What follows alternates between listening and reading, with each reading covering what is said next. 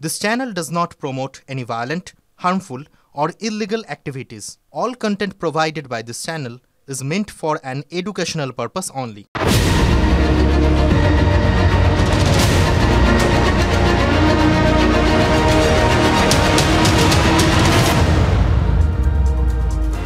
দেখুন, বাংলাদেশিরা যতই ভারত বিদ্বেষী হন, মাঝে মধ্যে তাদের কারোর সম্পর্কে আমরা কিন্তু বিদ্বেষ পুষে রাখতে পারি না। এই যেরকম কবি রুদ্র মোহাম্মদ, তার দুটো লাইন আজকে খুব মনে পড়ে যাচ্ছে, জানেন তো? পুষে রাখে যেমন ঝিনুক খোলসের আবরণে মুক্তর সুখ। এটা দেখে, এটা পড়ে আজকে যে কথাটা নিয়ে ভাবছিলাম তার সঙ্গে কি অদ্ভুতভাবে একটা মিল পেয়ে গেলাম। এই যে ঝিনুকের খোলস, এর আবরণের মধ্যে যদি শুধু মুক্ত লুকিয়ে থাকে ভাববেন, তাহলে কিন্তু ভুল করবেন। দেখুন, ঝিনুকের খোলসের ভেতর মুক্ত ছাড়াও আরেকটা জিনিস থাকে, একটা অসুখ, যার নাম অটো ক্যানিবালিজম। এবার ক্যানিবালিজম আপনারা তো জানেন, ওই স্বজাতির মাংস টাংস যারা খায় তাদের বলে ক্যানিবাল, যারা মানুষ টানুষ খেয়ে নেয় আর কি। শোনা যেত বিভিন্ন জঙ্গলের ভেতরে বা ওই জারোয়াড়া, এরকম অনেকের ক্ষেত্রে এরকম বক্তব্য থাকতো। কিন্তু এক্ষেত্রে অটো ক্যানিবালিজম কেন এলো? অটো ক্যানিবালিজম মানে তো নিজেই নিজেকে খাওয়া। ঝিনুকও তো সেরকমই করে বলে শোনা যায়।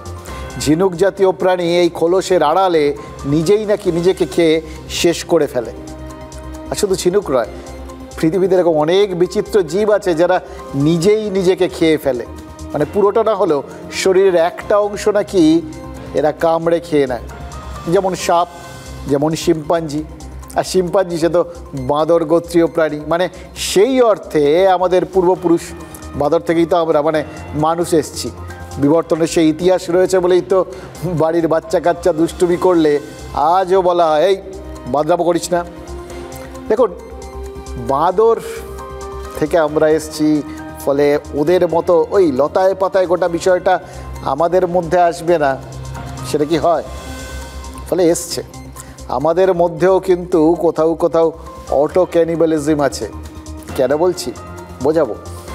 দেখুন, বাঁদর গোত্রীয় শিম্পাঞ্জির মতো অটো ক্যানিবালিজমে যখন মানুষ আক্রান্ত হয়, তখন আমরা ভাবি এটা তো গভীর একটা মানসিক অসুখ, মানসিক অসুস্থতা একদম চরম জায়গায় চলে গেলে নিজেই নিজেকে অত্যাচারের মানসিকতা তৈরি হয়ে যায়।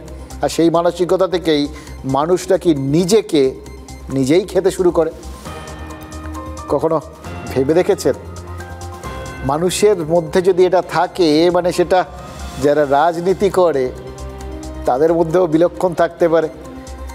এবার রাজনৈতিক দলের ভেতর যদি অটো ক্যানিবালিজম ঢুকে যায়, তখন কি হবে? সেই মুষল পর্ব শুরু হয়ে যায়। এবার এই যেই মুষল পর্বে চলে এলাম অটো ক্যানিবালিজম থেকে, এবার তো আপনাদের চেনা চেনা লাগতে শুরু করেছে না? আপনারা নিশ্চয়ই বুঝতে পারছেন কার কার ক্ষেত্রে বা এ রাজ্যের কোন কোন দলের ক্ষেত্রে এই অটো ক্যানিবালিজম দেখা দিচ্ছে। বিভিন্ন রকমের এআই করা বিকৃত ছবি, এইসব দাদারা বলবো, জুনিয়রদের ডেকে ডেকে দেখাতো এবং পৈশাচিক আনন্দ উপভোগ করতো। রাজন্না হালদার কে? 21শে জুলাই 2023 তৃণমূলের শহীদ সমাবেশের মঞ্চে সবচেয়ে বড় চমক ছিল রাজন্নার বক্তৃতা। দলীয় সিঁড়ির প্রথম ধাপে প্রেসিডেন্সির এই প্রাক্তনীর সেই প্রথম পদক্ষেপ। যদিও সলতে পাকানো শুরু হয়েছিল আগের দিন বিকেলে। সভাস্থল পরিদর্শনে গিয়েছিলেন তৃণমূল নেত্রী, গিটার হাতে গান গাইছিলেন রাজন্না। শোনা যায় মমতা বন্দ্যোপাধ্যায়ের সঙ্গে রাজন্নার পরিচয় করিয়ে দেন তৃণমূল ছাত্র পরিষদের রাজ্য স্তরের বড় মুখেরা। তৃণমূলে এরপর উল্কার গতিতে উঠে আসেন রাজন্না হালদার আর মিলিয়ে যান ফুলছুরির মতো। আরজিকর পর্বে স্বল্প দৈর্ঘ্যের সিনেমা তৈরি করে তৃণমূল নেতৃত্বের কোপে পড়েন তরুণ নেত্রী। সাইডলাইন হলেও লাইমলাইটেই আছেন রাজন্না। দক্ষিণ কলকাতা আইন কলেজে ছাত্রীর ধর্ষণের ঘটনা সামনে আসার পর রাজন্না নিয়মিত মুখ খুলছেন, আর এদিন নিজেকেই বিকৃত মানসিকতা শিকার বলে দাবি করেছেন। যখন অবগত হই, খুবই মানসিকভাবে বিধ্বস্ত ছিলাম এবং সেই কারণেই আমি আরও জোরালো করে এই মন্তব্যটি করেছিলাম যে তৃণমূল ছাত্র পরিষদের মধ্যে এরকম মনোজিৎ মিশ্রের মতো দাদারা এখনো লুকিয়ে আছে। সেই চারা গাছ যারা পরবর্তীতে মনোজিৎ মিশ্রের মতো পূর্ণ বৃক্ষে পরিণত হয়, এই কারণেই তো এটা বলেছি।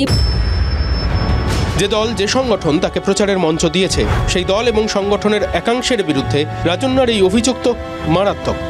এআই দিয়ে ছবি বিকৃত করে প্রচারের অভিযোগ। বিভিন্ন কলেজে সেই ছবি নাকি গ্রুপে গ্রুপে ঘুরত বলে দাবি করছেন রাজন্যা। রাজন্যার দাবি, ছবি বিকৃতির পেছনে সংগঠনেরই একাংশ ছিল। টিএমসিপির একাংশই নাকি ছবি বিকৃত করে বলে অভিযোগ করছেন। বিকৃত ছবি জুনিয়রদের দেখিয়ে খোরাক করা হতো বলে দাবি করছেন রাজন্যা। এমনকি যে মনোজিৎ দক্ষিণ কলকাতা ল কলেজে ছাত্রীদের ধারাবাহিক শ্লীলতাহানি বা ধর্ষণ করেছে বলে অভিযোগ, সেই মনোজিতও তার বিকৃত ছবি নিয়ে বিকৃত উল্লাস করত বলে সন্দেহ করছেন রাজন্যা হালদার। যে এরকম পৈশাচিক আনন্দ উপভোগ করে ধর্ষণের মতো ঘটনা ঘটিয়ে, এবং সেটা অন্য কোথাও নয়, তার নিজের কলেজের প্রেমিসিসে, তাহলে নিশ্চয়ই থাকতেও পারে, মানে সেটা হতবাক করার মতো বিষয় নয়। যা রটে তার কিছুটা যদি ঘটেও থাকে, তাহলে রাজন্যা এতদিন কেন চুপ করেছিলেন? সেই প্রশ্ন যেমন উঠতে পারে, তেমনি এটাও তো জানা প্রয়োজন, যদি অভিযোগ সত্যি হয় তাহলে কি জবাব দেবে তৃণমূল ছাত্র পরিষদ? টিএমসিপির ভেতরে এই দাদাতন্ত্র, তারা কিভাবে ছাত্রীদেরকে দিনের পর দিন হেনস্থা করে চলেছে, এটা স্পষ্ট হয়ে গেল, আরো একবার স্পষ্ট হলো রাজন্যার কথার মধ্যে দিয়ে। আমাদের কাছে এরকম অভিযোগ কোনোদিন এরকম আসেনি। যদি কোনো জায়গা থেকে এরকম অভিযোগ আমরা পাই, আমরা কড়া থেকে কড়া ব্যবস্থা দলীয়ভাবে নিই। রাজন্যার দাবি না হয় ভুয়ো বলে পাশ কাটানো যাচ্ছে, কিন্তু মনোজিৎ তো ধর্ষণ করিয়া প্রমাণ করিয়াছে। তৃণমূলের ছাত্র নেত্রী তৃণমূলের ছাত্র নেতার কাছেই নিরাপদ নন, সেই অভিযোগেই তো তদন্ত হচ্ছে। তৃণমূল ছাত্র পরিষদকে স্বীকার করেছে, এই সত্যিটাকে তো কিছুতেই অস্বীকার করা যাচ্ছে না। মানে তৃণমূল ছাত্র পরিষদের একজন হয়েও এই মনোজিতের মতো লোকজন যে কাজকর্মগুলো করেছে, সেটা তো নিজের সংগঠনকেই শেষ করার রাস্তা। শুনলেন তো অভিরূপ যেটা বলছিলেন, জানতে পারলে ব্যবস্থা নেবেন। মানে জেনেছেন কি জানেননি, কেন জানতেন না, এই প্রশ্নগুলো যদি সরিয়েও রাখি, এটা তো পরিষ্কার, এটা জানাজানি হয়ে গেলে সেটা তাদের জন্য এতটাই অস্বস্তিকর যে তারা ব্যবস্থা নেওয়ার কথা ভাববেন। আসলে কি জানেন, বলি না বিপুলা এই পৃথিবীর কতটুকু আর জানি, আসলে কত অজানা বিষয় আমাদের চারপাশে লুকিয়ে থাকে, সেটাই রাজন্যা হালদাররা আমাদের বোঝাচ্ছেন। রাজন্যার উত্থানটা শুনছিলেন, কিভাবে ধূমকেতুর মতো তৃণমূলের আকাশে সোজা উঠে এসেছিলেন চোঁ চোঁ চোঁ চোঁ করে। এবার একজন মানুষ এইভাবে যখন হঠাৎ করে খ্যাতির শিখরে পৌঁছে যান, তার শত্রু সংখ্যা বাড়া স্বাভাবিক। 21শে জুলাইয়ের মতো মঞ্চ, 2023 সাল, সেখানে তিনি সারপ্রাইজ এলিমেন্ট বক্তৃতা দিচ্ছেন। এরকম একটা বাচ্চা মেয়েকে এইভাবে এরকম জায়গায় বক্তৃতা দিতে দেখে তৃণমূলের অনেক নেতা, সিনিয়র নেতা, তারা অবাক হয়ে গেছিলেন যে আমরা কোনো দিন এই সুযোগ পাইনি, এ কী করে পেয়ে গেল। ফলে এটা লোকের চোখ টাটানোর পক্ষে তো যথেষ্ট ছিল, কিন্তু তার জন্য যদি এই কাণ্ডগুলো ঘটানো হয়ে থাকে এবং যে ঘটিয়েছে সে যদি দলেরই একজন লোক হয়ে থাকে, তাহলে এটা যখন প্রকাশ্যে আসছে, শেষ পর্যন্ত সেটা কোথায় আঙুল তুলছে, কোথায় আঘাত করছে গিয়ে, সেটা তো নিজেদের গায়েই, নিজেদের সংগঠনের গায়ে আঘাত করছে। এই রাজন্যার ছবি যদি সত্যি এআই দিয়ে বিকৃত করা হয়, তাহলে সেটা সরাসরি কিন্তু তৃণমূলের ইমেজকেই ক্ষতিগ্রস্ত করেছে। তৃণমূল রাজন্যাকে আগেই সাসপেন্ড করেছে, বহিষ্কার করেনি। তার মানে রাজন্যা এখনও তৃণমূলের পরিবারেরই একজন, সেই অর্থে তৃণমূলেরই অঙ্গ। এবার নিজের দলের অংশকে যদি দলেরই একাংশ স্বীকার করে, তাহলে তো সেটাকে অটো ক্যানিবালিজম বলে কেউ ভাবতে পারবেন। এবার সে যদি ভাবেন, তাকে কি দোষ দেওয়া যাবে?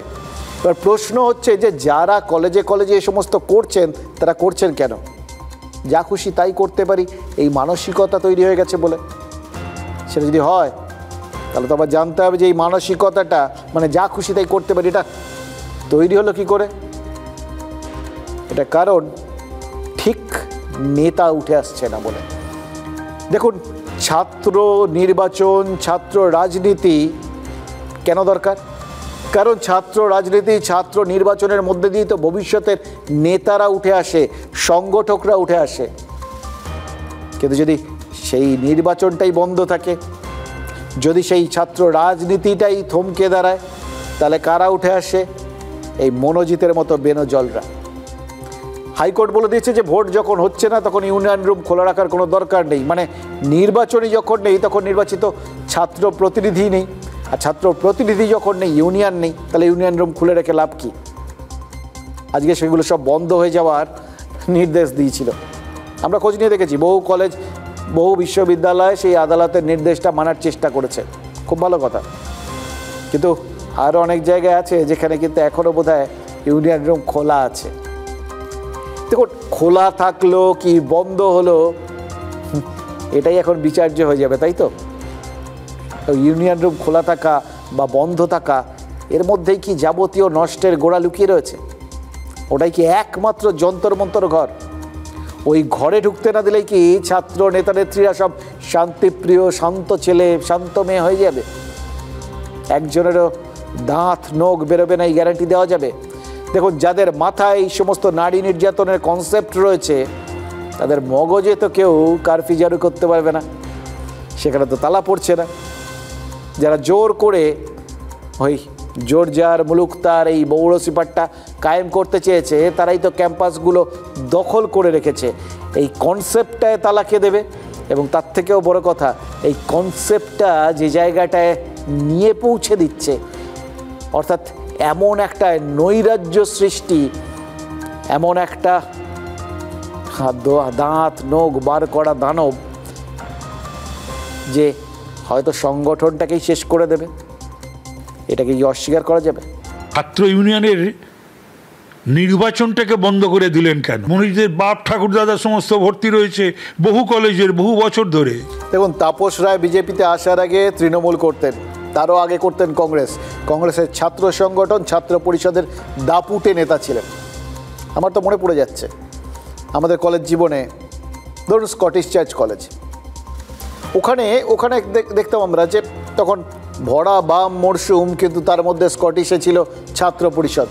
কিন্তু ছাত্র পরিষদ ইউনিয়ন তারা খুব সুন্দরভাবে সারা বছর কাটিয়ে দিত। কোথাও কোনো রাজনীতির কথা নেই, কোনো উচ্চবাচ্য নেই, একটা অ্যানুয়াল ফেস্ট, একটা অ্যানুয়াল সোশ্যাল পিকনিক, সবাই মজায় আছে। এবার এর ফলে কি হতো? সবাই রাজনীতি বিমুখ হয়ে ভুলে থাকতো, আর বছরের পর বছর ছাত্র পরিষদ ক্ষমতায় থেকে যেত। এবার সেই ট্রেন্ডটা এখন কি আরও বিপজ্জনক মাত্রায় আমাদের সামনে এসে পড়ছে। এই সরকারি পৃষ্ঠপোষকতা পেয়ে গেছে এই ট্রেন্ডটা, সরকারিভাবেই তো নির্বাচন বন্ধ। এই নৈরাজ্য কি কোথাও গিয়ে শুধু ছাত্র রাজনীতি না, সমগ্র রাজনীতিটাকেই শেষ করে দিতে চাইছে? দেখুন, যদি একটা সিস্টেম না থাকে নতুন নেতা উঠে আসার, তা তো সংগঠনে নতুন রক্ত আসবে না। সংগঠনে যদি নতুন রক্ত না আসে, সংগঠন এগোবে না। অর্থাৎ আস্তে আস্তে অটোমেটিক্যালি সে একটা শেষ হবার দিকে এগিয়ে যাবে। এটাও তো এক ধরনের অটো ক্যানিবালিজম, তাই না? এটাকে কি অস্বীকার করা যাবে? আমরা দলের সঙ্গে হাবি কলকাতাতে ছিল, হাবি চাইছে সবার মুখার্জন বয়স হয়ে গেছে, ওখান টিকিট দিতে লাগবে,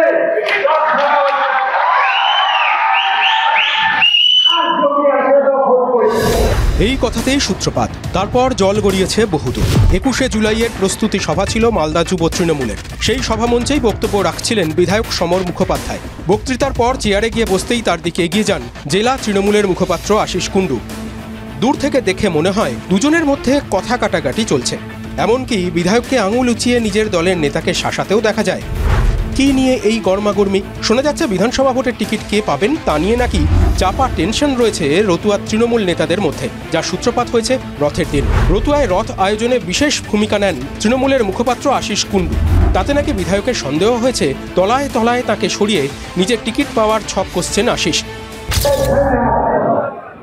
আমরা দলের সঙ্গে হাবি কলকাতাতে ছিল, হাবি চাইছে সবার মুখার্জন বয়স হয়ে গেছে, ওখান টিকিট দিতে লাগবে,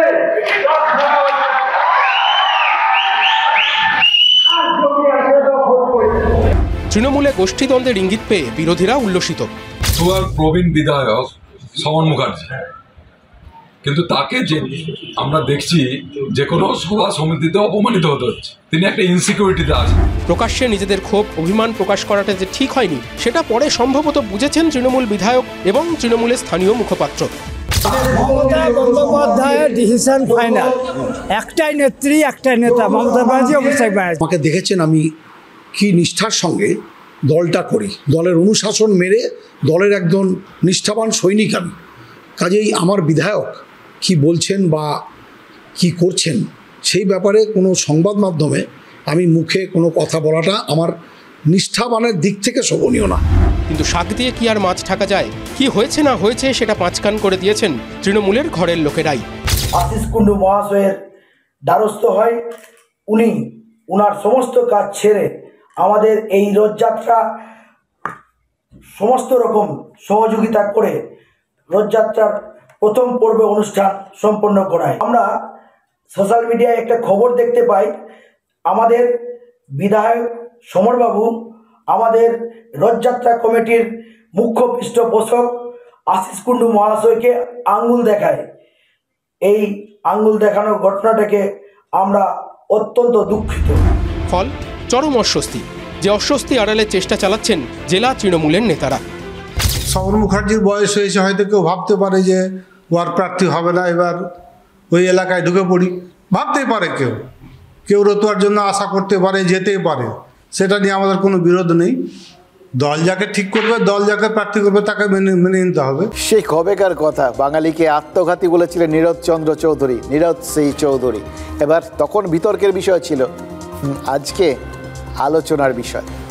বাঙালি মাত্রই আত্মঘাতী কিনা আজকে আর সেই তর্ক করার কোনো মানে হয় না। কিন্তু কোনো বাঙালি যে আত্মহননে বিশ্বাসী, এমনকি অন্য কোনো উপায় না পেলে নিজেকে শেষ করার বিশ্বাসী, অটো ক্যানিবালিজম, সেটা তো রতুয়ার ওই তৃণমূল বিধায়ক এবং মালদা তৃণমূলের অন্যতম মুখপাত্র এই প্রমাণ করে দিয়েছেন। এতেও যদি কেউ মনে করেন যে তৃণমূলের গোড়ায় তৃণমূলই বিষ ঢালছে কিনা, অথবা তৃণমূলকে গিলে নিজের খিদে মেটাচ্ছে কিনা, তাহলে আরও কিছু উদাহরণ দিতে পারি। কিন্তু কেন দেবো? এই মানসিকতা আজকে যে নেই এটা বলছি না, কিন্তু কোনো কিছু গ্রাহ্য কিংবা অগ্রাহ্য করতে হলে আগে তো সেটা ভালো করে বোঝা দরকার। তাই দেখে দিলাম তৃণমূলে অটো ক্যানিবালিজম, এটা বলার আগে তো আগে সত্যি ছড়িয়েছে কিনা বিষয়টা, ছড়ালে কতটা ছড়িয়েছে সেটা বুঝতে হবে। বুঝবো আমরা, বোঝার জন্য যেগুলো চোখের সামনে রয়েছে সে বিভিন্ন ঘটনা বলি, সেগুলোকে একটু আপনাদের সামনে তুলে ধরি। প্রথমে ডোমকল আর তারপর রাজারহাট। ডোমকল মুর্শিদাবাদ জেলায় আর রাজারহাট কলকাতা লাগোয়া ওই উত্তর 24 পরগনা একটা গুরুত্বপূর্ণ অঞ্চল, এগুলো অবধি সবাই জানেন। কিন্তু এই দুটো জায়গার মধ্যে মিল কি আছে সেটা কি জানেন? এই দুটো জায়গাতেই তৃণমূলের পার্টি অফিস নাকি বন্ধ হওয়ার মুখে। এই জমানাতে তৃণমূলের পার্টি অফিস দখল হয়ে গেছে বা বন্ধ হয়ে গেছে, এটা শুনেই যারা অবাক হচ্ছেন তাদের বলি, পরের কথাগুলো শুনলে হয়তো বিষম খেতে পারেন আপনারা।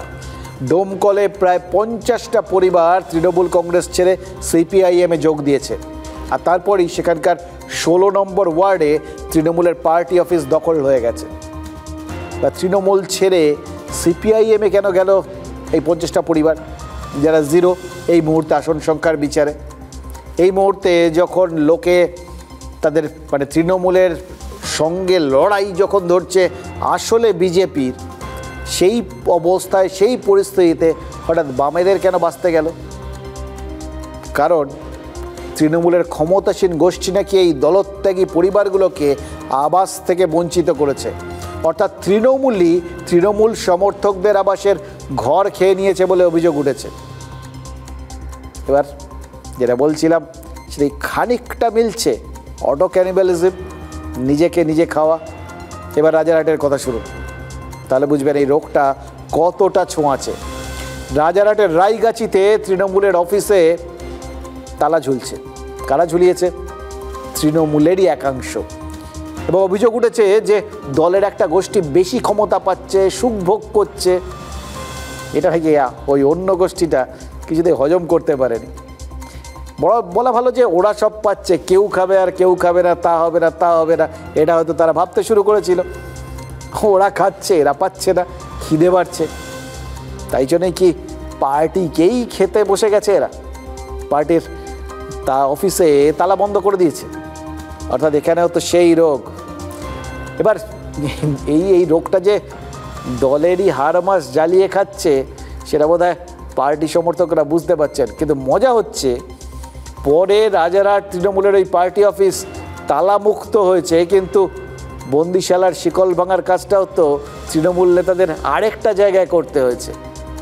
নিজের পছন্দের লোকজনকে চাকরি না দেওয়ায় নদিয়ার ধুবুলিয়ায় আইসিডিএস সেন্টারে তৃণমূলের এক পঞ্চায়েত সদস্য তালা ঝুলিয়ে দিয়েছিলেন।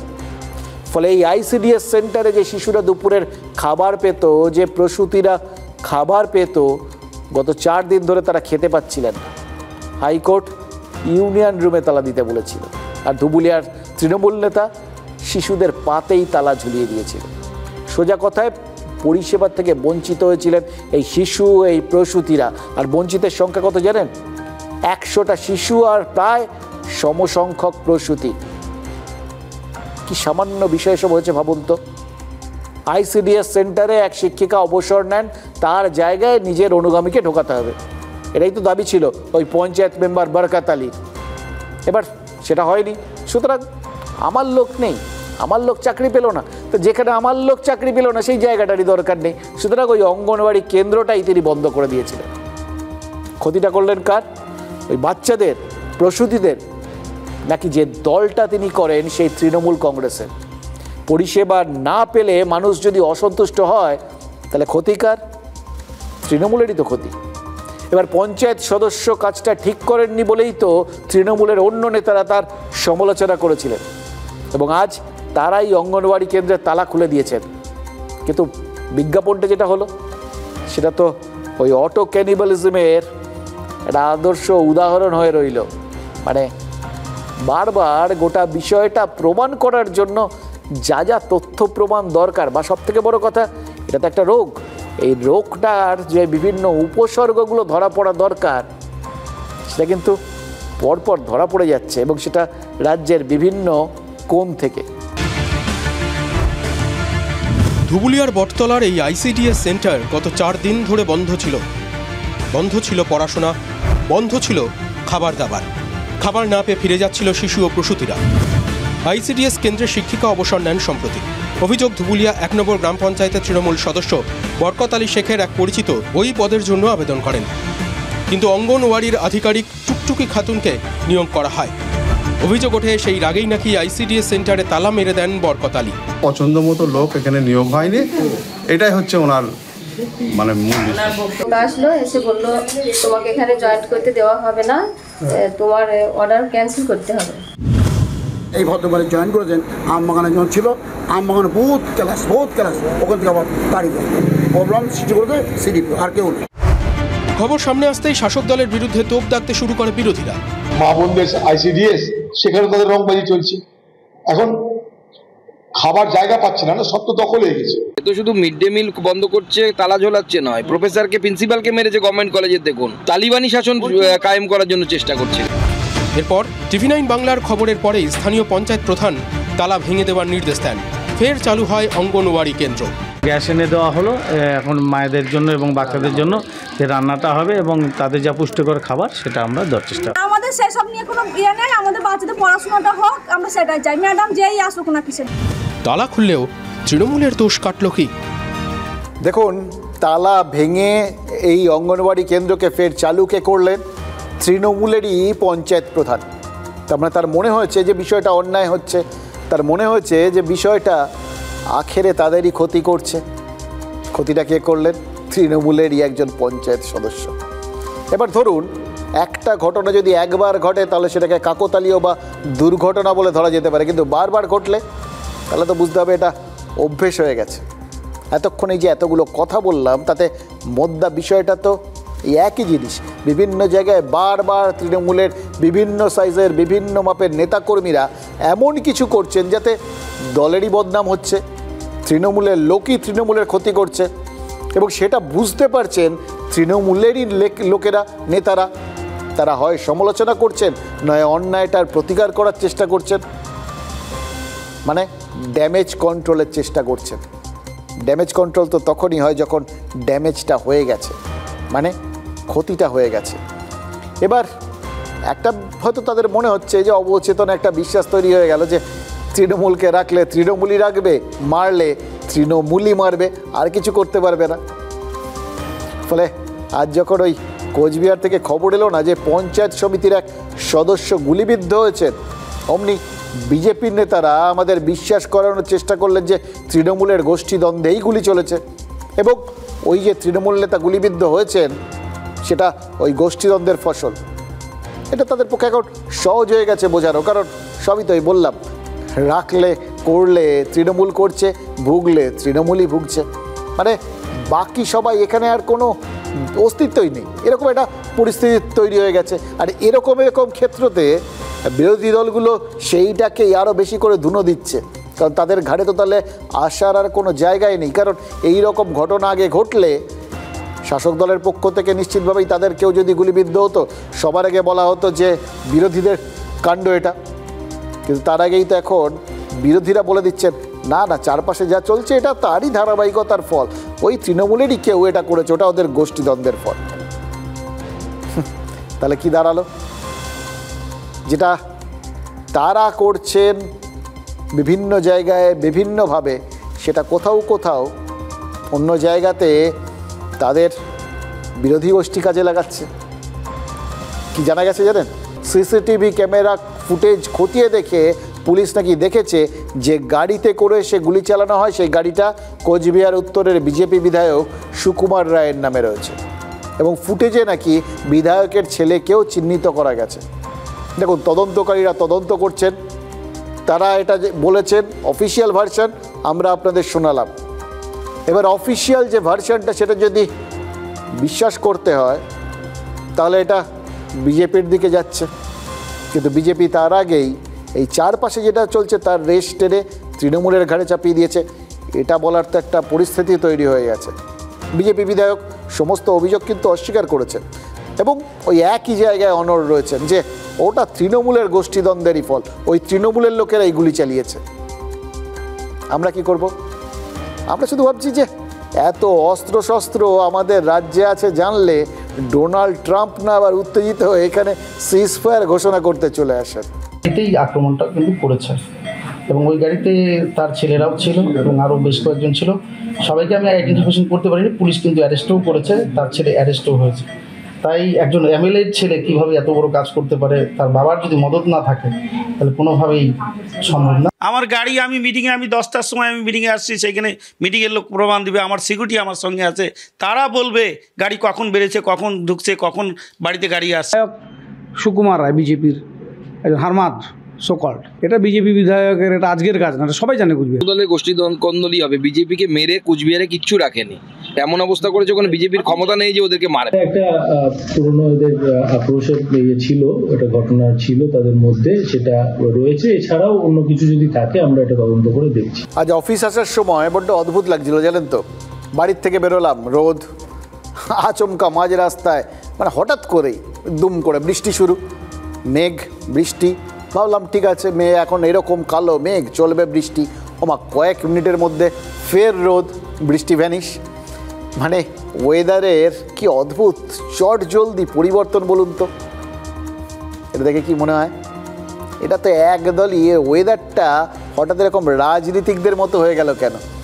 রাজনীতিকরাই তো একমাত্র এরকম ঝটঝট করে ভোল বদল করতে পারেন, ওটা সারা বছর ধরে চলে, এটা দেখে দেখে আমরা অভ্যস্ত হয়ে গেছি। কিন্তু হয়তো এই রাজনীতিকদের দেখতে দেখতে ওয়েদারের মধ্যেও ওই গুণগুলো ঢুকে গেছে। এবার কোন জিনিসটা কার মধ্যে কখন চলে যাবে সেটা কেউ বলতে পারেন না। ঠিক যেরকম কোন নেতা কখন চোখের নিমিষে হঠাৎ বদলে যাবেন, উল্টো হয়ে যাবেন, কেউ গ্যারান্টি দিতে পারবেন না। কাল সিদ্দিকুল্লাহ চৌধুরীর ওপর একটা হামলা হয়েছিল, এবং সেই হামলাটা ওই মানে হঠাৎ করে ঘটে যাওয়া কিছু নয়, নিশ্চয়ই পূর্ব পরিকল্পিত। কারণ পূর্ব পরিকল্পনা না থাকলে সকাল থেকে দফায় দফায় ওরকম হামলা চলতে পারে না। এটা মন্ত্রীমশাই বলেছিলেন। সন্ধেবেলায় আহত এবং ব্যথিত সিদ্দিকুল্লাহ চৌধুরী দল ছাড়ার হুমকি দিয়েছিলেন। সেই বক্তব্য শুনে সবাই রাতে ঘুমোতে গেলেন, উত্তেজিতভাবেই গেলেন, কেউ কেউ দুশ্চিন্তাগ্রস্ত হয়ে ঘুমোতে গেলেন যে এখন যদি সিদ্দিকুল্লাহ চৌধুরী সংখ্যালঘু লিডার, তিনি এরকম উল্টো কথা বলেন এবং দলকে বিধে তিনি যদি দল ছাড়ার হুমকি দেন, তাতে কেলেঙ্কারি, সামনে ভোট, অঙ্কটঙ্ক অনেক ইধার উধার হয়ে যাবে। আবার কেউ কেউ খুশি মনে অন্যরকম স্বপ্ন দেখতে শুরু করলেন, বিভিন্ন রকম ফুল ফুটতে শুরু করলো হয়তো কারুর স্বপ্নে, যে এটাই তো ইঙ্গিত, একবার যদি ওই সংখ্যালঘু ভোটটা ভাগ হয়ে যায় তাহলে আর পায় কে। কিন্তু সকালে ঘুম ভাঙতেই দেখা গেল ওয়েদার একদম চেঞ্জ। সিদ্দিকুল্লাহ চৌধুরীর ব্যথায় মলম পড়ে গেছে। মলম কে দিল? শোনা যাচ্ছে ডাক্তারের বদলে হাকিম এসেছিলেন। আক্রান্ত গ্রন্থাগার মন্ত্রীকে ফোন করেছিলেন ফিরহাদ হাকিম, আর সেই ফোনে মুখ্যমন্ত্রীর বার্তা শুনিয়েছেন। ব্যাস, ওটা তো ব্যথার অভ্যর্থ মলম, এমন পাওয়ারফুল যে একবার লাগাতেই ব্যথা বেদনা সব বেমালুম ভ্যানিশ হয়ে গেছে। সুবিচার না হলে দল ছেড়ে দেব, দল যদি বিচার না করে এরকম দলের পরও আমার নেই। আমার কাছে ফোন করেছিলেন কবি হাকিম, বললেন মুখ্যমন্ত্রী খুব দুঃখিত, আমাদের অবদান যারা টিএমসি আসতে পারতো না। 24 ঘন্টা হয়নি, এলাকার পরিস্থিতি বহু বদলে গেছে। আমাদের নিরাপত্তা যদি পুলিশ না দিতে পারে তো সাধারণ মানুষের দেবে কি করে? দল পারবে, আমিও পারবো, পুলিশ পারবে। আর অভিষেক ব্যানার্জি, মমতা ব্যানার্জির প্রতি দলের প্রতি আস্থা আছে বলে এখনো মন্ত্রী আছে। নিঃসন্দেহে মমতা ব্যানার্জি, অভিষেক, তাদের রাজনৈতিক একটা সত্তা আছে, আমি স্বীকার করি, কিন্তু সিদ্দিকুল্লাহ চৌধুরীকে বাংলার মানুষ ফেলে দেবে সেই জায়গায় নেই। এটা আমাকে আঘাত নয়, মুসলিম জাতির প্রতি আঘাত, এনে বলে দিচ্ছে। এটা কি মুসলিমরা সত্যি আক্রান্ত হচ্ছে বারবার করে? না না, এটা কিছু বিজেপি মানে ওই সিপিএম এর বদরক্ত আছে, একবার এদিক একবার ওদিক, কত ডিগ্রি উল্টো নিজেরাই ভেবে দেখুন। 180 ডিগ্রি, সম্পূর্ণ উল্টো। দেখুন, গতকাল নিজের আর এই দলকে নিয়ে কত কিছু কথা বললেন, নিজের ওপর হামলাকে সংখ্যালঘুর ওপর আক্রমণ বললেন। মানে এটা বলা মানে কি, আর ব্যথাটাকে তিনি ছড়িয়ে দিতে চেয়েছিলেন, নিজের ব্যথাটা গোটা সম্প্রদায়ের ওপর ছড়িয়ে দিতে চেয়েছিলেন। এক মলমের এফেক্ট দেখুন, ব্যথাটা আজ একটা ছোট্ট বিন্দুতে এসে আটকে গেল।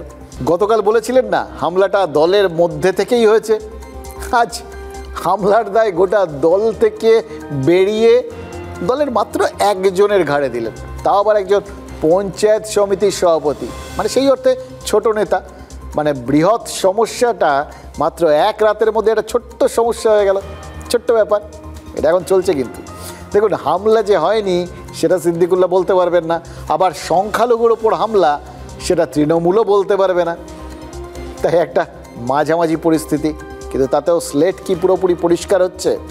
স্লেট থেকে সংখ্যালঘু শব্দটা মোছা গেলেও বাকি শব্দগুলো, বরং সিদ্দিকুল্লাহ চৌধুরী যে বিন্দুতে এসে দাঁড়ালেন তাতে ছোট করে তো একটা সাইনবোর্ড লেখা হয়ে গেল, দলের একজন পঞ্চায়েত সমিতির সভাপতিও একজন ক্যাবিনেট মিনিস্টারের ওপর হামলা করার ক্ষমতা রাখেন।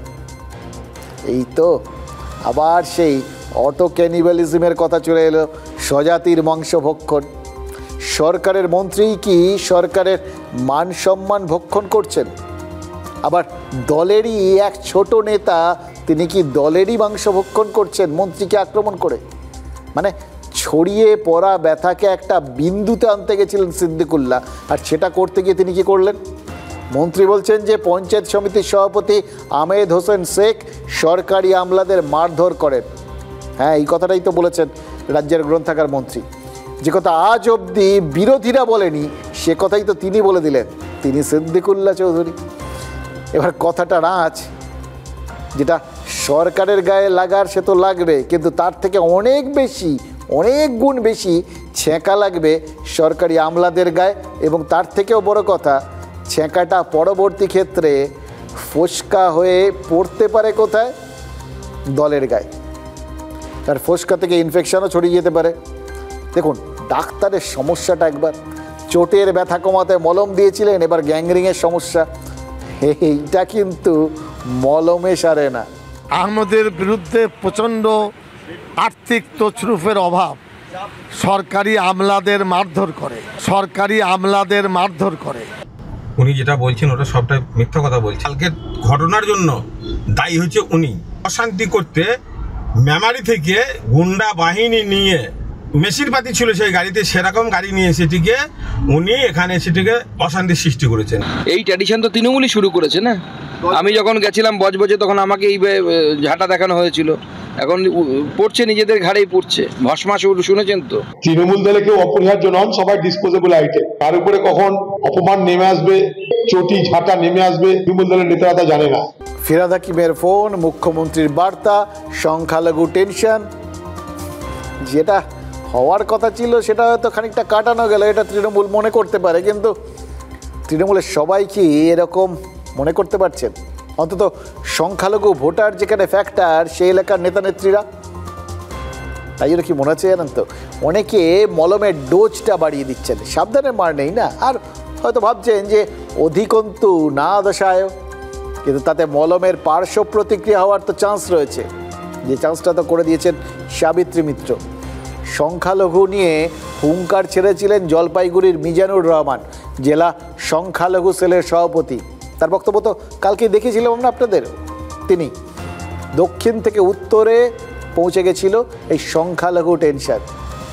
এবার টেনশন কতটা বাস্তব সেটা আজকে বুঝিয়ে দিয়েছেন ওই মালদার তৃণমূল বিধায়ক। মানিকচকের তৃণমূল বিধায়ক সাবিত্রী মিত্র বলেছেন কেন তিনি মুসলিম সমাজকে পছন্দ করেন। এবার তিনি মুসলিম সমাজকে পছন্দ করতেই পারেন, সেটা তার ব্যক্তিগত চয়েস, তাতে কার কী বলার আছে, কিন্তু সেটা বলতে গিয়ে বলেছেন মুসলিম সমাজ ইসলাম নিয়ে রাজনীতি করে না, তাই তিনি পছন্দ করেন। এই পর্যন্ত ঠিক ছিল। ওই বললাম পছন্দ অপছন্দ এগুলো আপেক্ষিক ব্যাপার, কিন্তু তারপর এবার এই আপেক্ষিক ব্যাপারটা একটা রেফারেন্স ফ্রেম লাগে, তো সেই রেফারেন্স ফ্রেমটা টানতে গিয়ে তিনি বলেছেন হিন্দুরা সনাতন ধর্মকে নিয়ে রাজনীতি করছেন। আচ্ছা, সাবিত্রী মিত্রর মতো নেতা, যার জেলায় সংখ্যাগরিষ্ঠ মুসলিম, তিনি মুসলমান সমাজকে বার্তা দিতে গিয়ে হিন্দুদের কাঠগড়ায় তুলে দিলেন। এটা পলিটিক্যালি কি কারেক্ট হলো? কারণ প্রশ্নটা হচ্ছে যে নিজের ভোট, সংখ্যালঘু ভোট ব্যাংকটাকে তিনি হয়তো ঠিকঠাক রাখলেন, সিকিউরড রাখলেন, কিন্তু কেউ কেউ তো এটাও ভাবতে পারে এটা করতে গিয়ে তিনি বিজেপিকে সমগ্র হিন্দু সমাজের প্রতিনিধি ভেবে ফেললেন নাকি। বিজেপি ব্যাপারটা কিন্তু লুফে নিয়েছে, দেখুন চান্স পেয়েছে, কেউ ছাড়ে নাকি। ফলে তারা মানে ধরেই নিয়েছে যে এটা তাদের কোর্টে, তাদের হাতে যখন তুলেই দিয়েছেন তৃণমূল নেত্রী, সুতরাং সেটাকে ব্যবহার করা যাক। তারাও রেড়ে করে ঝাঁপিয়ে পড়েছেন যে হিন্দুদের ওপর আক্রমণ হচ্ছে। বিষয়টা এমন বিতর্কে পৌঁছেছে যে কলকাতায় বসে এখন তৃণমূল নেতৃত্বকে তার ব্যাখ্যা দিতে হচ্ছে। ফিরহাদ হাকিম বলছেন যে ওটা ভুল করে বলে ফেলেছেন সাবিত্রী মিত্র। ইনফ্যাক্ট এটা ছাড়া ম্যানেজ দেবারও তিনি আর কিছু খুঁজে পাননি, বলতেও পারছেন না। এটা একটা ছোট্ট ঘটনা। আমার পছন্দ ইসলাম ধর্মকে নিয়ে কোনদিন কোনো মুসলিম সমাজ আন্দোলন করে না। কেন আজকে হিন্দুরা আমাদের সনাতন ধর্মকে নিয়ে রাজনীতি করে আমাদের ধর্মকে, সনাতন ধর্মকে ছোট করছে? তৃণমূলের নেতা নেত্রীরা মুসলিম ভোট পাওয়ার জন্য বারে বারে হিন্দু ধর্মের ভাবাবেগকে আঘাত করে আসছেন, বারে বারে ধর্মকে অপমান করছেন। হিন্দুরা সামনের ভোটে এর জল দিয়ে ওরা ভুল বলেছে। বিজেপির মতন ধর্ম নিয়ে আমরা রাজনীতি করি না, আমরা সব ধর্মকে নিয়েই আমরা সমন্বয় করি, ধর্ম নিয়ে রাজনীতি হয় না। মুসলিম বলছে তো হিন্দুরা ভোট দেবো, ওরা কি মুসলিম? তো ওটা বলছে, ওরা তো বিজেপি বলছে, আমি বলছি না। যারা তৃণমূল করে তারা মুসলিম, জগন্নাথ রামকে আলাদা। এটা যদি ওরা বুঝতে না পারে তাহলে কে কথা বলে? আমাদের পছন্দ একমাত্র সংখ্যাগরিষ্ঠ মানুষ, গরিব সাধারণ মানুষ, শ্রমজীবী মানুষ, তারাই সংখ্যাগরিষ্ঠ, বাকি সবাই ফালতু লড়াই করছে। আসলে কি জানেন তো, হুট করে ওয়েদার বদলালে শরীর একটু মানিয়ে নিতে সময় নেয়, মাঝখানের সময়টায় ঠান্ডা লেগে যায় মানুষের। নেতা নেত্রীরাও তো মানুষ, তাই না? দল কোনো একটা স্ট্যান্স যদি নেয়, নিচু স্তরে পৌঁছতে একটু সময় লাগে, পৌঁছলেও বুঝতে তো সময় লাগবে। ততক্ষণে সাবিত্রী মিত্ররা বিতর্কবা দিয়ে বসেন। এবার সাবিত্রীর কথায় মালদার হিন্দু ভোটাররা রাগ করতে পারেন, কিন্তু তাতে আলটিমেটলি কার ক্ষতি? তৃণমূল কংগ্রেসের। মানে লাভের কথা যদি বলেন, বিজেপির দিকেই তো পুরো ব্যাপারটা ঠেলে দিলেন যে হিন্দু তিনি বিজেপির সঙ্গে মিশিয়ে দিয়েছেন, বিজেপি খুশি, হিন্দু ভোটারদের রাগ হলো, ক্ষতি তৃণমূলের। এবার দলের কথা বলে দলেরই ক্ষতি, সেটাও তো এক ধরনের অটো ক্যানিবালিজম। রাজনীতির ধর্মকে জাপটে তো আগেই ধরেছিল, এবার তাতে রাজনীতির লাভের চেয়ে ধর্মের ক্ষতি বেশি হয়েছে। তাই জন্য ধর্মের যে উগ্রতা, একটা কম্পারেটিভ ব্যাপার, তো একজন ধর্মকে আঁকড়ে ধরলে আরেকজনকে তো তার থেকে বেশি করে জোরে চেপে ধরতে হয় না। সুতরাং চলো উগ্রতা বাড়িয়ে দাও, পাশাপাশি কম্পারেটিভ স্টাডি হবে। ধর্মের উগ্রতা বাড়ানো একটা লড়াই চলছে। প্রত্যেকটা মানুষ তার ফলে কী হচ্ছে জানেন তো, এটা উত্তেজিত হচ্ছেন, ক্রমাগত উত্তেজিত হতে হতে এমন একটা চরম সীমায় পৌঁছে গেছেন দুই সম্প্রদায়ের মানুষই, উত্তেজনার চরম পর্যায়ে সবার শরীর ছেড়ে দিয়েছে, আর পারছেন না কেউ। আর কত রাগ করবেন, নিজের ভেতরে কত উত্তেজনা জাগাবেন, কত একে মারবো ওকে মারবো, এ করছে ও করছে, ধর্ম ধর্ম। একসময় মনে হচ্ছে আরে ছেলেদের একটু শান্তি চাই। এই সেরকম পরিস্থিতি কিন্তু হয় এসে গেছে বা আসতে চলেছে। কেউ আর এই উত্তেজনাটা বোধহয় নিতে পারছেন না। কতক্ষণ আর করা যায় বলুন তো, হিন্দু মুসলমান এই হবে ওই হবে। দেখুন কতক্ষণ এটা চলবে সেটা মানুষের সহ্য ক্ষমতার উপর নির্ভর করে, কিন্তু সহ্য ক্ষমতার তো একটা শেষ আছে। একটা সময়ের পর সব ধর্মের মানুষই বিরক্ত হয়ে যাবে। ধর্মের কথা বলা আর ধর্মের নাম করে স্বার্থের রাজনীতি করা, এই দুটোর পার্থক্য কিন্তু প্রায় ধরা পড়ে যাচ্ছে। একই অস্ত্র বারবার ব্যবহার করতে করতে, সবাই মিলে ব্যবহার করতে করতে সেটা তো ভোঁতা হবেই। ফলে রাজনৈতিক দলগুলো কিন্তু এই ব্যাপারটায় ভীষণ শার্প, তারা ভীষণ ধারালো, তাদের বুদ্ধি এই ব্যাপারে। তারা বুঝতে পারে কোন ইস্যুটা কতক্ষণ ধারালো আছে, কতক্ষণ ভোঁতা হয়ে যাচ্ছে। ফলে যে মুহূর্তে তারা বুঝতে পারছে যে এটা বড় বেশি ব্যবহার হয়ে গেছে, এবার বোধহয় একটু এটা ভোঁতা হবে, এটা দিয়ে ঠিক কাজ হবে না, ব্যাস সঙ্গে সঙ্গে সবাই স্টিয়ারিং ঘোরানোর কাজ শুরু করেছে। খেয়াল করে দেখুন, এবার সেটা করতে গিয়ে বিভেদের পথ থেকে সবাই এখন ঐক্যের পথে হাঁটার চেষ্টা করছে। ফিরহাদ হাকিম যেমন সাবিত্রী মিত্রকে ডিফেন্ড করতে গিয়ে ঐক্যের বাণী ছড়ালেন, তেমনই কাল বিজেপির মঞ্চ থেকেও তো ওই ঐক্যের বাণী প্রচারের চেষ্টা হলো। মানে এটা গিয়ার চেঞ্জ করে গতি কমানোর চেষ্টা, নাকি স্টিয়ারিং ঘুরিয়ে ঐক্যের রাজনীতিকে আঁকড়ে ধরা, এটা তো সময় বোঝাবে পরবর্তী ক্ষেত্রে। কিন্তু ততক্ষণে এই ঐতিহ্যশালী ভাবনা চিন্তাগুলো যেন হারিয়ে না যায়। মানে ভারতের মূলগত ঐক্য নষ্ট হওয়ায় আমাদের যা ক্ষতি হওয়ার সে তো আগেই হয়ে গেছে, আর যেন ক্ষতির পরিমাণটা না বাড়ে।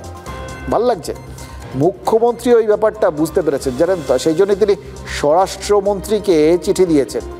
এটা সাম্প্রতিককালে দুজনের যে সম্পর্ক, তাতে এই চিঠি দেওয়ার ব্যাপারটা, সরাসরি চিঠি দেওয়ার ব্যাপারটা, এটা কিন্তু বেশ তাৎপর্যপূর্ণ। ভুয়ো তথ্য দিয়ে বিদ্বেষ ছড়ানোর বিরুদ্ধে পদক্ষেপের আবেদন করেছেন মুখ্যমন্ত্রী। ভালো লক্ষণ এটা। রাজনীতি সাবালক হচ্ছে এই সমস্ত দেখলে মনে হয়, জানেন তো। আর নওশাদ সিদ্দিকী, তার মতো লোকেরা প্রকাশ্যে এই কথাটা তো বারবার স্মরণ করিয়ে দিচ্ছেন। এটাও সমাজের আর রাজনীতির জন্য একটা বেশ ভালো চিহ্ন। দেবদেবীকে নিয়ে, আল্লাহ আল্লাহ রসুলকে নিয়ে অনেকে গালাগালি করে অনেকে পোস্ট করতে পারে, উত্তেজিত হবেন না। কি করবেন আপনারা? হিন্দু মুসলমান নির্বিশেষে থানায় গিয়ে তার বিরুদ্ধে কমপ্লেন করবেন। সবাইকে যেতে হবে না, গ্রামের 8-10টা হিন্দু মুসলমান 200 একসাথে নিয়ে যাবেন, গিয়ে করবেন। দেখ আপনার যদি নজরে পড়ে কোনো দেবীর নামে গাল দিয়েছে, আপনাকে আগে বেরোতে হবে। আপনার যদি নজরে পড়ে কোনো আল্লাহ বা রসুলের নামে গাল দিয়েছে, আপনি আগে বেরোবেন। আপনি হিন্দু ধর্মের আল্লাহ রসুলের নামে গাল দিয়েছে, আপনি বেরোবেন না। আপনি মুসলমান দেবীর নামে গাল দিয়েছে, আপনি বেরোবেন না, কাজ করবেন না। আপনারা কেউ ওই পাড়ার ছেলে ওর পাড়ায় যাবো, ওর বাড়ি গিয়ে ঘেরাও করবে, কাজ করবেন না। এটা করলে দাঙ্গা লেগে যাবে। দাঙ্গা লাগলে ক্ষতি কার হবে? গরিব মানুষের হবে। লাভ কার হবে? রাজনৈতিক নেতাদের। আপনারা যদি আপনার ক্ষতি করে রাজনৈতিক নেতাদের ভালো করতে চান তাহলে করুন, আর কিচ্ছু বলার নেই। মাথায় থাকবে তো?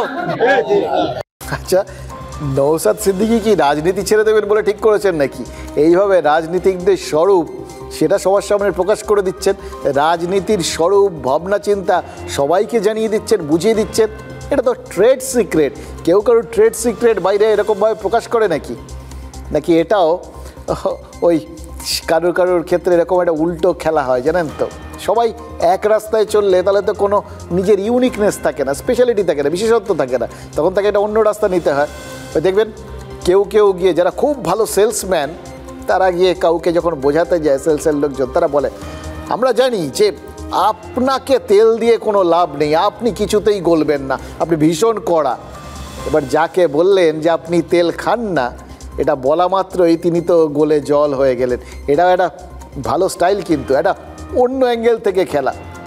এবার আমরা জানি না বা এটা নওশাদ সিদ্দিকী নিজে এই রাজনীতির নিজের রাজনৈতিক মতাদর্শটা খুব ভালোভাবে মানে ভালো সেলসম্যানের মতো একটা নতুন অভিনব রাস্তায় লোকজনের মাথায় ঢোকানোর চেষ্টা করছেন কিনা। কিন্তু তিনি কি জানেন তার ভাবনা এক মহান দেশপ্রেমিকের সঙ্গে মিলে যাচ্ছে।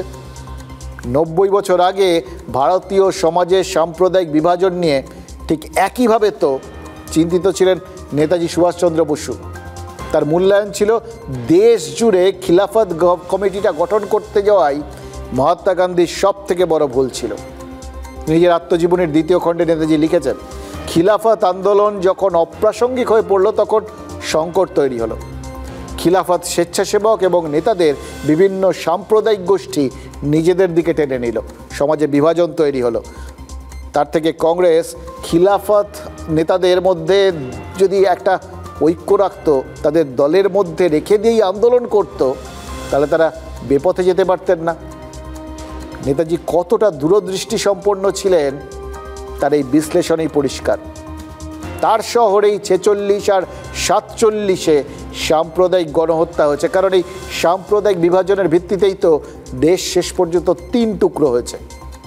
তবে সেই অতীত নিয়ে এখন তো আজকের দিনে বসে আক্ষেপ করে কী হবে, কোনো মানেই হয় না।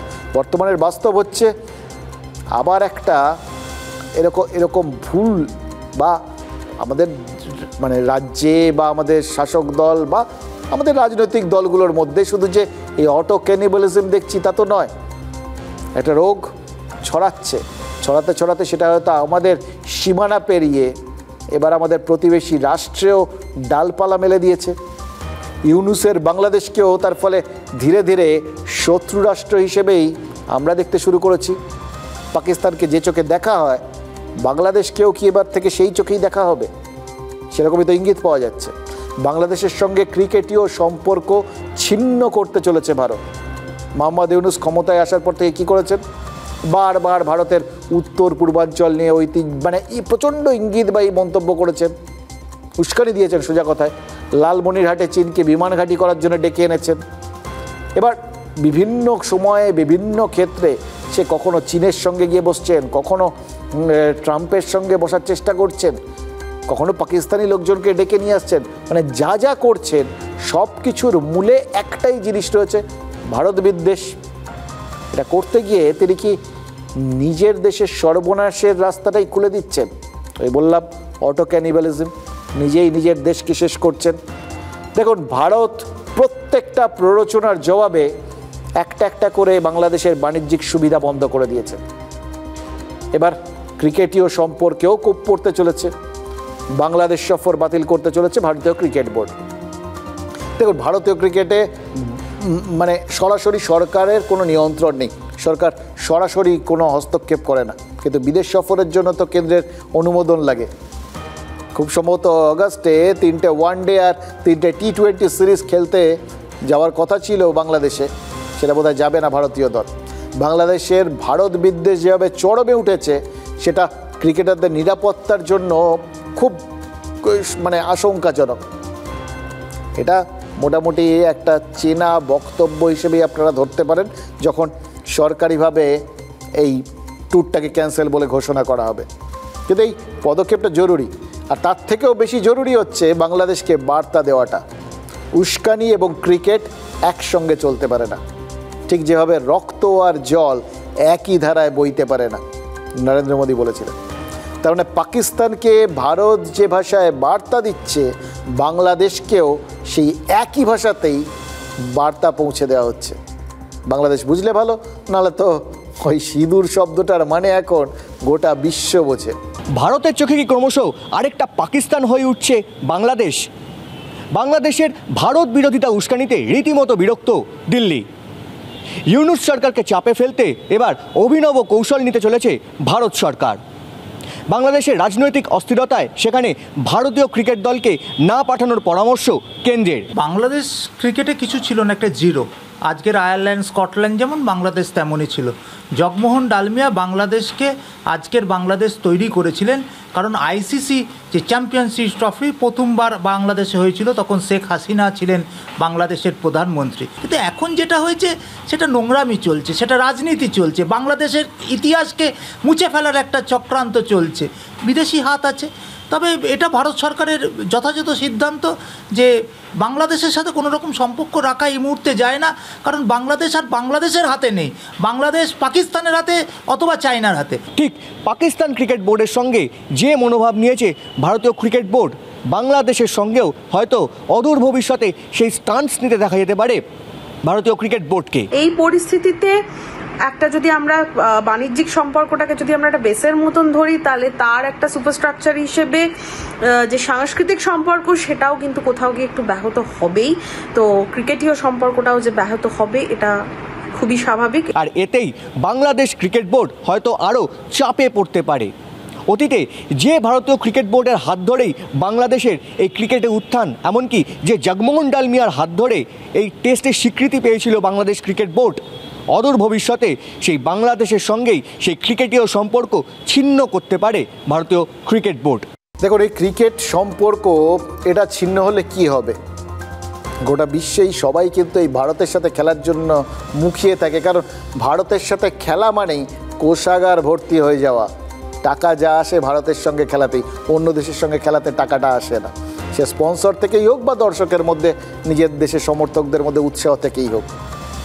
তাহলে ঢাকার বোদ্ধাদের এবার যদি আপনি প্রশ্নটা করেন, ভারত তো যাবে না, তাহলে ক্রিকেটটা কি ওই বেজিং থেকে চীনের টিম এসে খেলে যাবে? মুশকিল কি জানেন, চীন তো ক্রিকেট খেলে না, তাহলে কি বাংলাদেশও ক্রিকেট খেলা ছেড়ে দেবে? গত 1 বছর ধরে ওই দেশের মানুষের বিচার বুদ্ধির যা বহর দেখছি, সেটা হতে পারে, কিন্তু চীন সাহায্য করলেও কি ভারতকে বিপাকে ফেলতে পারবে বাংলাদেশ? যদি সেরকম পরিস্থিতি আদৌ উপস্থিত হয়, ভারত কি চীনের ভয়ে চুপ করে বসে থাকবে? দেখুন, অপারেশন সিঁদুরের সময় তো পাকিস্তানকে সবভাবে সাহায্য করেছিল চীন। পাকিস্তান ভারতের বিরুদ্ধে যা যা অস্ত্র ব্যবহার করেছে সেগুলো 10টার মধ্যে 8টাই তো চীনের দেওয়া, এবং পাশাপাশি গোয়েন্দা তথ্য থেকে স্যাটেলাইট ডেটা, মানে যা যা একটা দেশের সাথে যুদ্ধ চালাতে লাগে পাকিস্তানকে, সেই সমস্ত রকম সাহায্য দিয়েছে চীন। তুরস্ক তো কার্যত পাকিস্তানের হয়েই ড্রোন যুদ্ধটা লড়েছে, মানে এ পাশ থেকে তুরস্ক, ও পাশ থেকে চীন, মাঝখানে পাকিস্তান, এই 3 জনের সাথে একসাথে লড়েছে ভারত। আর তারপরেও তো পাকিস্তানকে বাঁচার জন্য আমেরিকার হাতে পায়ে ধরতে হয়েছে। এটা ভারতের উপসেনাপ্রধান রাহুল সিং বলেছেন। ভারতকে 3টে দেশের সঙ্গে লড়তে যে হয়েছে এবং ভারত যে তার জন্য প্রস্তুত ভবিষ্যতেও, সেটা তার কথা থেকেই পরিষ্কার। One border, 2 adversaries. So we saw Pakistan one side, but adversaries were 2, and if I would say actually 4 or 3 actually. So Pakistan was the front face. We had China providing all possible support, and it's no surprise, because if you were to look at statistics, in the last 5 years, 81% of the military hardware that Pakistan is getting is all Chinese. China perhaps has seen is that he is able to test his weapons against, say, various other weapon systems that are there. It's like a live lab which is available to. Again, Turkey also played a very important role in providing the type of support that was there.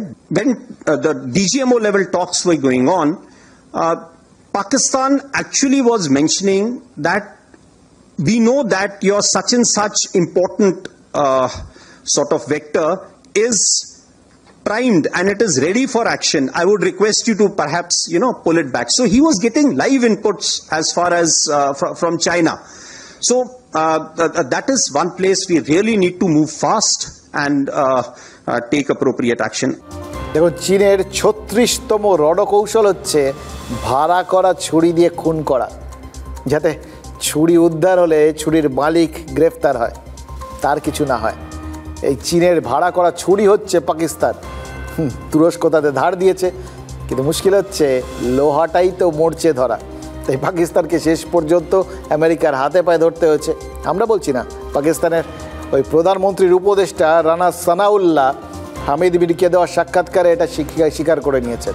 ওই নূর খান airbase লক্ষ্য করে ভারত যখন BrahMos missile ছুঁড়েছিল তখন পাকিস্তানের সেনার হাতে মাত্র 35 second ছিল এটা ঠিক করার জন্য যে ওটার মধ্যে ভারত পরমাণু অস্ত্র প্রয়োগ করেছে কিনা।